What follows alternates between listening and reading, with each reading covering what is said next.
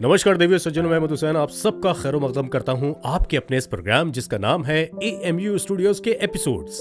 आज मैं एक इन्फॉर्मेशन वीडियो बना रहा हूं। थोड़ा सा आप लोगों को बुरा लग सकता है, लेकिन अगर इस वीडियो को देखकर आप समझ नहीं पाए तो अभी भी आप उस फैसिनेटिंग नेम के पीछे पड़े हुए हैं जो आपको या तो बार बार सुनाया जा रहा है या आप वही नाम, वही डेजिग्नेशन आप समझना चाह रहे हैं। मैं पहले भी ये बात बता चुका हूं कि वॉइस ओवर और डबिंग ये दो अलग अलग फील्ड्स हैं। है एक ही सेक्टर, बट ये दो अलग अलग फील्ड्स हैं। अगर आपने इन फील्ड्स को नहीं समझा तो आप प्रॉब्लम में आ सकते हैं। ये वीडियो बहुत लंबा नहीं होगा। मैं एक बात आपको समझाना चाहता हूं। अगर आपको डबिंग करना है, डबिंग यानी कि ऑलरेडी किए गए कैरेक्टर पे अपनी वॉइस आपको देनी है। जैसे कि आप सुनते हैं, आप स्पाइडरमैन की वॉइस सुनते हैं, आप कैप्टन अमेरिका की वॉइस सुनते हैं या कोई कार्टून कैरेक्टर की वॉइस सुनते होंगे, उसके पीछे भी आर्टिस्ट होते हैं, उसके पीछे भी कलाकार होते हैं। और वो कलाकार कौन होते हैं? वो हमारे और आपके ही तरह एक आम इंसान होते हैं। वो कहीं चांद से उतर के नहीं आए होते। अगर आपको डबिंग का काम करना है मेरे भाई, तो आप सीधा, वैसे कई दिनों से फोन्स, कॉल्स, ये सब चीजें आती रहती है कि मुझे डबिंग सीखना है। तो मैं सबसे पहले एक ही चीज पूछता हूं सब लोगों से कि तुम डबिंग सीख कर करोगे क्या? किसी ने कहा मैं कोल्हापुर में रहता हूं, किसी ने कहा कि मैं आसाम में रहता हूं, किसी ने कहा मैं छत्तीसगढ़ में रहता हूं, किसी ने कहा कि मैं फलाना जगह पे रहता हूं। तो मैंने कहा कि भाई सबसे पहले आप एक ही चीज समझ लीजिए कि अगर आपको, मान लीजिए फॉर एग्जाम्पल के तौर पे, कल मेरे पास एक फोन आया, एक्चुअली आज सुबह फोन आया, वो बोलने लगा कि सर मुझे डबिंग सीखना है। तो मैंने उससे एक यही क्वेश्चन किया, तुम डबिंग सीख कर करोगे क्या? सर मुझे बहुत पसंद है, मेरा पैशन है ये। मैंने कहा पैशन गया तुम्हारा भाड़ में, पैशन गया तेल लगाने। पहले तुम मुझे एक बात बताओ कि डबिंग के बारे में तुम क्या जानते हो? सर मैं तो कुछ नहीं जानता, है ना। तो मैंने उससे यही कहा कि फिर तुम एक काम करो, तुम किसी की बात ना सुनो, ना मेरी बात सुनो, ना किसी की बात सुनो। तुम सीधा एक बैग को पैक करो और चले जाओ मुंबई में अंधेरी वेस्ट में। अब बांद्रा से लेकर बोरीवली के बीच में तुमको कुकुरमुत्तों की तरह वहां पे आपको डबिंग सिखाने वाले लोग मिल जाएंगे, ठीक है ना। बरसात में जैसे निकाल आते हैं ना सारी चीजें, और आप वहां पे जाइए, आपको वो डबिंग सिखाएंगे, सब कुछ करेंगे। लेकिन मैं आप लोगों से फिर एक चीज कह देता हूं कि अगर आपको बोलने की सलाहियत नहीं है, अगर आपके अंदर मॉड्यूलेशन नहीं है, अगर आपके अंदर पंच पकड़ने की आपको काबिलियत नहीं है, तो फिर आप डबिंग क्या, वॉइस ओवर इंडस्ट्री में भी मत आइए। वॉइस ओवर इंडस्ट्री में दो पार्ट्स जो मेजर पार्ट्स हैं, एक है डबिंग, एक है वॉइस ओवर, ठीक है ना। वॉइस ओवर फिर भी आप कर सकते हैं, आप गजल पढ़ सकते हैं, नरेशन कर सकते हैं, आप स्टोरी टेलिंग कर सकते हैं, बहुत सारी चीजें कर सकते हैं। वॉइस ओवर में मीटर की दिक्कत नहीं होती है। मीटर की दिक्कत इन द सेंस यानी कि उसमें यह प्रॉब्लम नहीं होती है कि आपको इतनी ही देर के अंदर यह मैटर खत्म करना है।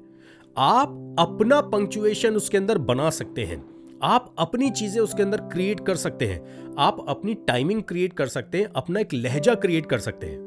पर डबिंग में ये सारी चीजें नहीं होती हैं। डबिंग में आपको अपना लहजा क्रिएट नहीं करना है, अपनी टाइमिंग क्रिएट नहीं करनी है। डबिंग में आपको वो चीज करनी है जो ऑलरेडी कोई कर चुका है, ठीक है। और मैं आपको बात बताऊं, ये पूरी वॉइस ओवर इंडस्ट्री में अगर कोई काम है डबिंग का, तो महज 10 से 15% काम सिर्फ डबिंग का है। वो भी बांद्रा से लेकर बोरीवली के बीच में ये काम हो रहा है, ठीक है। और गिने चुने, मैं आपको गिनती में नाम मैं इसलिए नहीं बोलूंगा क्योंकि फिर वो बात गलत हो जाएगी। 10, 15, मैक्सिमम 20 लोग हैं जो घूम फिर के वही डबिंग का काम कर रहे हैं, ठीक है।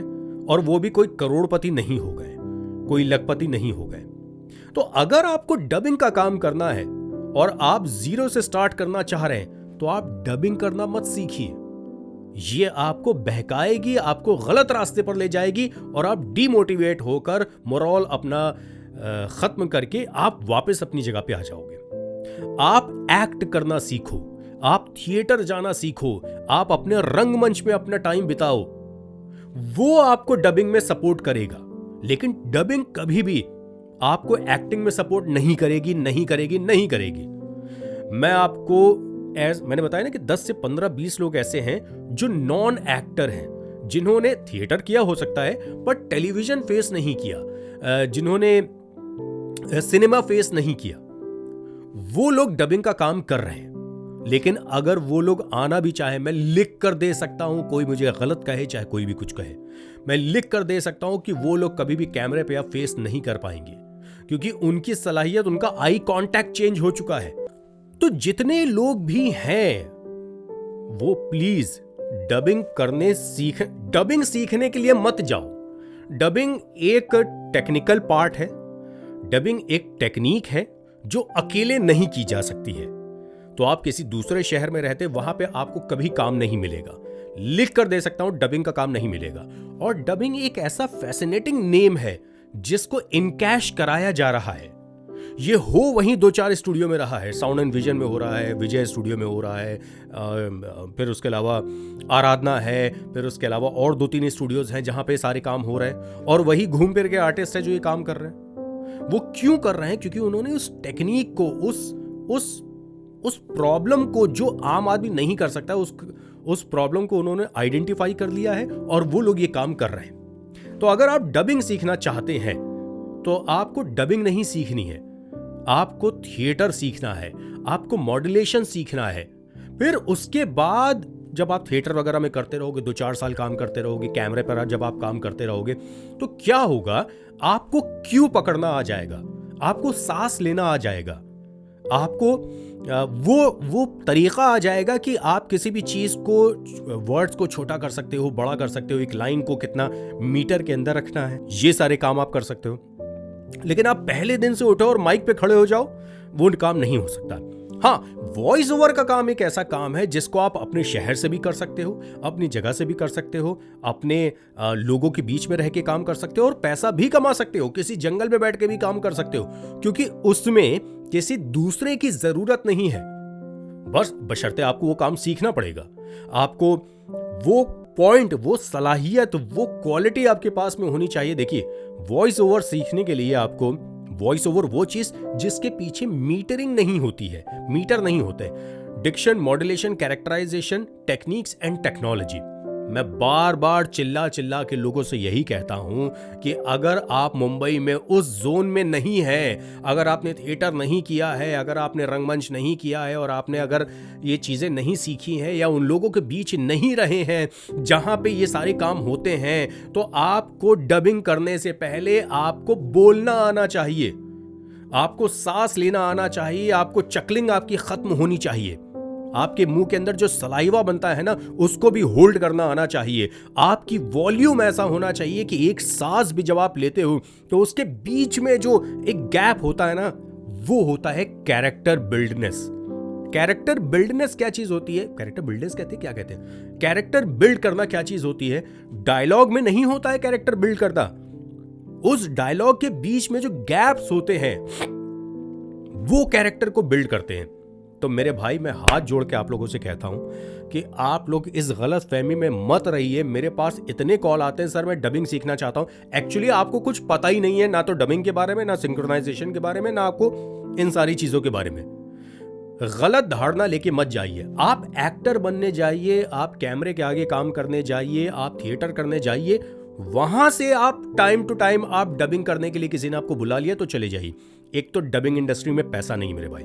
मैंने खुद डबिंग इंडस्ट्री छोड़ दी, मैं खुद डब करता था, अलग अलग स्टूडियोज में मैं डब करता था और बहुत पहले से करता चला आ रहा था। लेकिन अभी मैंने 2018 से, कोविड से कुछ पहले से मैं समझ गया था कि डबिंग इंडस्ट्री जो है वो आपको पैसा नहीं दे सकती है।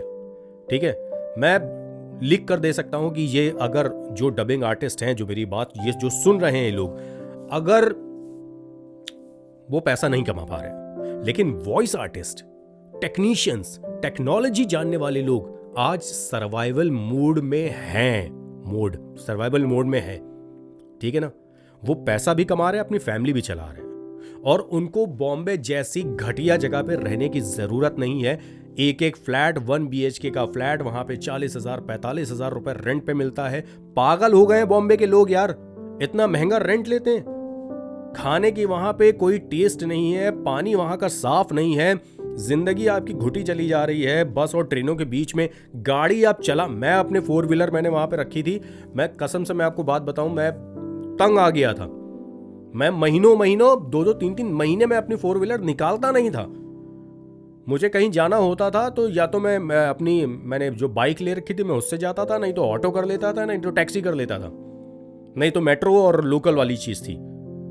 तो आप लोग इस बात को समझिए, अगर आपको ये काम करना है मेरे भाई, मुझसे गलती हुई है तो मुझे माफ करना, लेकिन मुझे इसलिए फोन ना किया करो कि तुमको डबिंग सीखनी है। डबिंग सीखने जैसा कुछ नहीं होता है। आपको बोलना आना चाहिए, आपको सलाहियत आनी चाहिए। और आखिरी में मैं एक चीज आपको लिख लीजिए, इस वीडियो को सेव कर लीजिए, ये क्लिप काट के रख लीजिए और रोज सुना करिए। अगर आप टेक्निकल नहीं हैं तो इस इंडस्ट्री में मत आइए, ये इंडस्ट्री आपके लिए नहीं है। आपको टेक्नोलॉजी सीखनी पड़ेगी, टेक्निक आपको सीखनी पड़ेगी, तब आप ये काम कर सकते हैं। आपको स्टोरी टेलिंग करनी है, आपको एड्स बनाने हैं, आपको डॉक्यूमेंट्री रिकॉर्ड करनी है, आपको ई लर्निंग करनी है, आपको ई बुक्स पढ़ना है या किसी भी तरीके का ऑडियो से रिलेटेड काम, आपको टेक्नोलॉजी समझनी पड़ेगी, आपको इक्विपमेंट्स लेने पड़ेंगे। मैंने इतने बड़े बड़े माइक जो ले रखे हैं ये वॉइस ओवर करने के लिए क्यों है? क्योंकि मेरा बहुत सारा काम जो होता है वो ओवरसीज जाता है। ओवरसीज जाने का मतलब ये होता है कि जो दुबई में रेडियो चल रहा है वहां पर भी जाता है, फिर उसके बाद यूएस में कोई जगह है वहां पर भी जाता है, बहुत सारी ऐसी जगहों पे जहां पे हिंदी की रिक्वायरमेंट है, हर जगह इंडियंस हैं, तो वहां पे मेरी वॉइस जाती है। और लखनऊ में बैठ के या किसी और जगह बैठ के, इवन दिल्ली तो वर्स्ट प्लेस है जहां पे आपको बहुत सारे ऐसे ठग मिल जाएंगे, बहुत सारे आपको मिल जाएंगे जो तोबा मुझे माफ करिए, मुझे ऐसा कहना नहीं चाहिए, लेकिन बॉम्बे में बैंड्रा से लेकर बोरीवली के बीच अब थोड़ा बहुत मीरा रोड पे भी होने लगा है। कुछ स्टूडियोज ऐसे हैं जहां पे डबिंग का काम होता है, अच्छा काम होता है। 2 स्टूडियो के नाम मैं बता देता हूं, अगर आपने वहां पे एंट्री पा ली तो आप ये काम सीख भी जाएंगे, उससे थोड़ा बहुत आप सर्वाइवल के लिए आप पैसा भी कमा लेंगे, सारी चीजें हो जाएगी। एक sound and vision Juhu Tara road पे है, दूसरा आपको आराधना फिल्म्स, तीसरा आप विजय स्टूडियो। अगर ये तीनों स्टूडियो में आप कहीं पर ही पहुंच गए तो आपकी गाड़ी शुरू हो जाएगी। तो फलाना ढमकाना इधर उधर जगह पे जाने की आपको जरूरत नहीं है। थिएटर सीखिए, थिएटर जाइए, रंगमंच जाइए, वहां पे एक्ट करना सीखिए, सांस को कंट्रोल करना सीखिए, वॉल्यूम को कंट्रोल करना सीखिए, एक्सप्रेशन सीखिए, चिल्लाना सीखिए, रोना सीखिए, हंसना सीखिए, गाना गाना सीखिए, लोगों के बीच में बैठना सीखिए। ये मुंह लटकाया जो तुम सर मुझे डबिंग सीखना है, तो वैसे नहीं हो पाएगा ये काम। मुझे माफ करिएगा, लेकिन जो सच है वो यही है। मुझे दीजिए इजाजत। नमस्कार।